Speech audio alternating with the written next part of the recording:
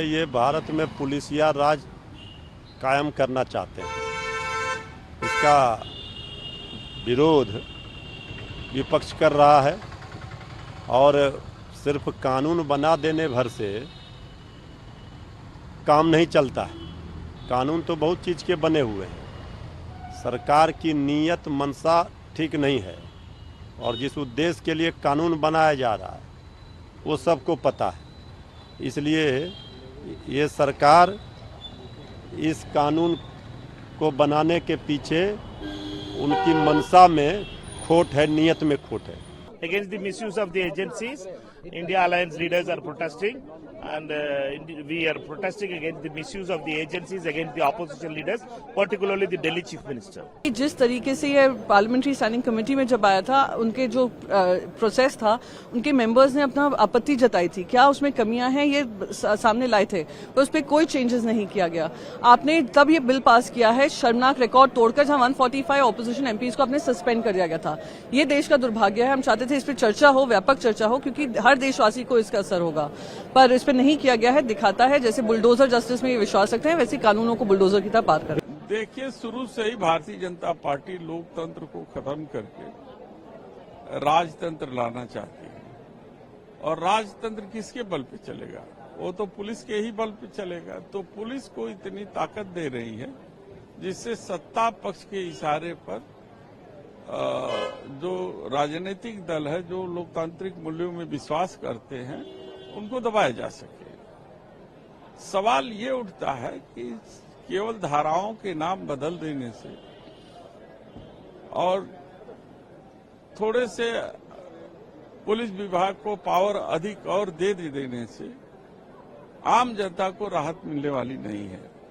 करीब 5 करोड़ से ज्यादा मुकदमे लोअर कोर्ट से लेकर सुप्रीम कोर्ट तक पेंडिंग पड़े हुए हैं। न्यायिक व्यवस्था में आमूलचूल परिवर्तन की आवश्यकता है। तो मेरा ये मानना है कि केवल नाम बदल लेने से और कुछ पावर पुलिस के अधिकारियों को दे देने से आप आम जनता के साथ न्याय नहीं कर पाएंगे। आम जनता को न्याय तब मिलेगा जब पुलिस के पावर कम हो और पारदर्शिता पूर्ण जो है विवेचना हो। आज विवेचना का अधिकार भी लोगों से छीन लिया गया है। वो एक तुगलकी फरमान है, और मैं यही कहना चाहता हूं मोदी जी से कि अब आप ये सब चीजें बंद कीजिए। जो प्रभावित पक्ष हैं उनसे बात किए बगैर आप इस देश में कोई कानून कैसे ला सकते हैं? नहीं, ये है ये मतलब क्योंकि सदन को कॉन्फिडेंस में लेके पहले ये करते तो शायद इतना वो ना होता, इस पे चर्चा होती तब करते। इन्होंने वन साइड किया उसको, तो इसलिए उसके ऊपर मतलब वो तो होना ही है। As you know, our concern was they were not fully discussed in Parliament because all the opposition was suspended. So it would have benefited from a further discussion. But, you know, the law is the law. We'll have to observe it. Now, our point was precisely that there was never a full discussion in Parliament.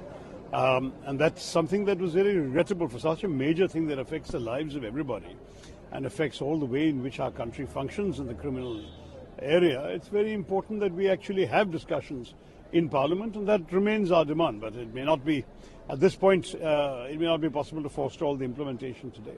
नहीं, हमारा waste Bengal का chief minister Mamata Banerjee has already written to the union government to ask for deferment of the implementation of the law. These laws were passed in a hurry with 146 opposition members absent. We think that these laws are anti-people, that's why we seek deferment. Definitely, because these laws, major criminal law amendments were made without having fruitful discussion in the parliament. Actually, it was not had any detailed discussion in the standing committee also. Such a law without having the fruitful discussion, without examining and without having the observations of the stakeholders, especially the legal fraternity, those laws were bulldozed in the parliament after suspending 148 MPs from the parliament.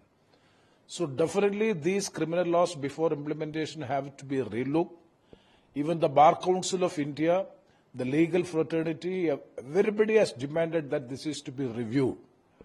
Because so many provisions which violates even the fundamental rights regarding the arrest and regarding the activities against the nation, all these things, if we examine, there is no proper discussion, debate, and much thought is not being put in regarding the formation or the passing of all these bills. Definitely, we are of the strong opinion that these three laws, Indian Penal Code, Criminal Procedure Code, as well as the Indian Evidence Act, has to be re-examined, re-looked before implementation. आज से जो 3 नए फौजदारी के कानून क्रियान्वित किए गए हैं, ये बिल्कुल परवर्स हैं और ये एक पुलिस राज की स्थापना करेंगे इस देश में। आपकी बात बिल्कुल 100% सही है कि ये 2 समानांतर फौजदारी की प्रणालियों को आज से जन्म देंगे। 30 जून 2024 रात 12 बजे तक जो फौजदारी के मुकदमे लिखे गए हैं और जो अदालतों के संज्ञान में हैं, वो तो पुराने कानूनों के तहत उनके ऊपर कार्रवाई होगी। और जो 30 जून 2024 12:01 रात के बाद या दर्ज किए गए हैं या किए जाएंगे या अदालतों के सामने जाएंगे, उसमें नए कानून के तहत कार्रवाई होगी।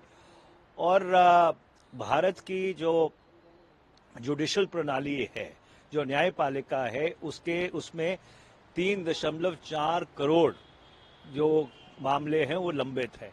उसमें अधिकतर फौजदारी के मुकदमे हैं और इसलिए इससे एक बहुत बड़ा संकट आने वाला है और इसलिए निरंतर और लगातार हम इस बात को कह रहे हैं, इनके क्रियान्वयन को रोककर इन कानूनों को संसद के दोबारा समक्ष रखकर एक संयुक्त संसदीय समिति के सामने भेजकर उसके बाद इनको क्रियान्वित किए जाना चाहिए। आने वाले दिनों में एक बहुत बड़ी समस्या और संकट भारत की जो न्यायपालिका है और भारत की जो फौजदारी के कानून की प्रणाली है, उसके लिए खड़े होने वाली है। मैं क्योंकि इसके बारे में कई लोगों के अलग अलग कमेंट्स आ रहे हैं और कुछ वकीलों ने भी इसके बारे में आपत्तियां दर्ज की हैं, लेकिन इतना जरूर है कि जो इसके अंदर एक चीज मुझे दिखाई देती है कि जो दरोगा राज है उसको दोबारा शुरू किया जा रहा है और पुलिस के ऊपर कोई अंकुश नहीं रहेगा। किसी को भी उठा के 1 साल तक उनको जमानत नहीं होगी, उठा करके जेल में डाल सकते हैं, रिमांड की जरूरत नहीं होगी, तो फिर अदालतों के क्या मायने हैं? देखिए, ये एक नए किस्म के आपातकाल की शुरुआत है, जहां पर पुलिस ही पकड़ेगी और पुलिस ही हाकिम होगी। पुलिस के पास ऐसी चीजें होंगी कि 90 दिन तक आपको बगैर किसी बात के बंद कर सके। तो निश्चित तौर पर पूरा देश उद्विग्न है इस चीज को लेकर के। इसमें क्लेरिफिकेशन सरकार को देनी चाहिए कि सरकार में आम जनता के हित, आम जनता के जो नागरिक अधिकार हैं, मूलभूत अधिकार हैं, वो कैसे सुरक्षित होंगे, और अगर वो सुरक्षित नहीं हुए तो पूरा का पूरा विपक्ष सड़क पर होगा। मेरा मानना ये है कि कानूनों में कोई कमी नहीं थी, कमी है इम्प्लीमेंटेशन में, कमी है इन्वेस्टिगेटिंग एजेंसी में, कमी है कि उन कानूनों के ऊपर पुलिस जो है कार्रवाई नहीं करती है। अगर उन पे ही कार्रवाई होनी शुरू हो जाए तो उनमें कोई कमी नहीं है।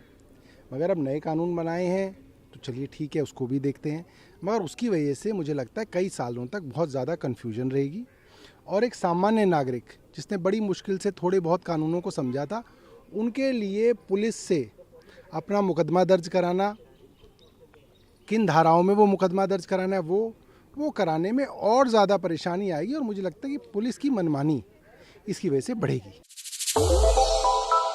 श्रेष्ठ भारत पर खबरों से जुड़े रहने के लिए चैनल को सब्सक्राइब और लाइक करें, बेल आइकन दबाएं और देखते रहें श्रेष्ठ भारत।